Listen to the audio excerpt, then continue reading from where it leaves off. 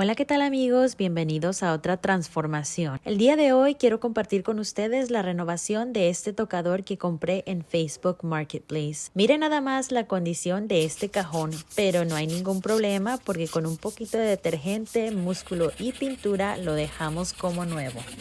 Este tocador se lo regalé a mi hermana porque a ella le encanta todo lo que tiene que ver con skincare y maquillaje y pues le hacía falta un espacio apropiado para poder hacer todo esto.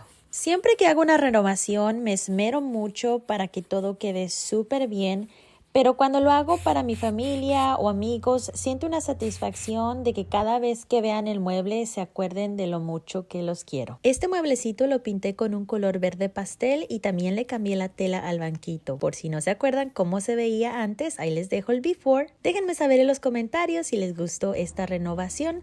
No se olviden de compartir y darle like al video. Nos vemos hasta la próxima.